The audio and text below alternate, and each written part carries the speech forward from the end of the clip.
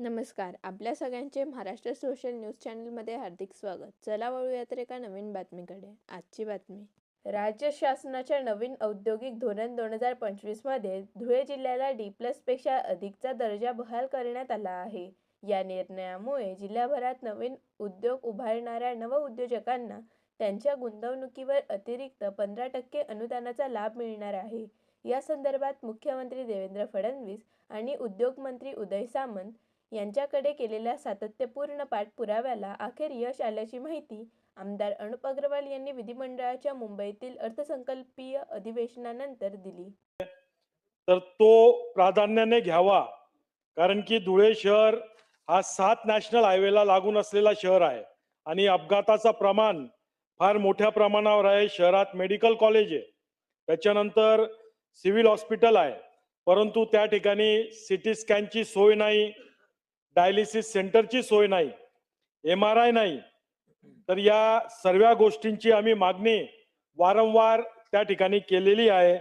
तरी अध्यक्ष महोदय, शासनाला माझी मंत्री महोदयांना विनंती असेल का त्यांनी या सर्व गोष्टी पुरवणी मागणीमध्ये आमच्या धुळे शहराचा विचार करावा. तसंच अध्यक्ष महोदय, नियोजनाच्या विषयावर धुळे शहराला 7 नॅशनल हायवे लागून आहेत अध्यक्ष महोदय, आणि 2 राज्यांची बॉर्डर असलेला हा धुळे शहर आहे.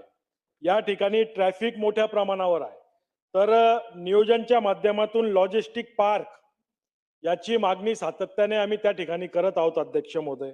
तरी लॉजिस्टिक पार्क हा सुद्धा आपल्या या माझ्या पुरवणी मागणीमध्ये याची मी मंत्री महोदयाकडे, मुख्यमंत्री साहेबांकडे मागणी करत आहे अध्यक्ष महोदय.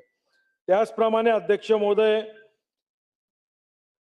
नियोजनच्या माध्यमातून आताच जसं UPला कुंभमेळावा झाला आणि त्या ठिकाणी मोठ्या प्रमाणावर अर्थव्यवस्थेला चालना मिळाली, तसंच नाशिकला सुद्धा कुंभमेळावा आहे आणि धुळे शहर हे नाशिक पासून अत्यंत जवळ असलेलं मोठं शहर आहे अध्यक्ष महोदय.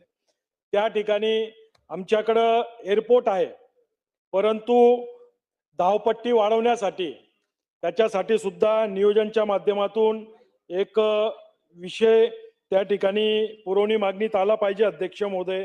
आमच्याकडे 4 लेनिंगचे चारही बाजूला रस्ते झालेले आहेत, परंतु त्या ठिकाणी जे सर्व्हिस रोड आहेत त्या सर्व्हिस रोडचा मोठा प्रॉब्लेम त्या ठिकाणी आहे. तरी ते नियोजनच्या माध्यमातून प्लॅनिंग करून, प्लॅनिंग डिपार्टमेंटच्या माध्यमातून हे सुद्धा पुढे केलं पाहिजे. आणि त्या ठिकाणी पार्किंगची व्यवस्था मोठ्या प्रमाणावर धुळ्याला होणार आहे अध्यक्ष महोदय कुंभमेळाव्यासाठी. त्याचंही नियोजनच्या माध्यमातून काही जागा हे करून त्या ठिकाणी शासनाने याचाही विचार करावा.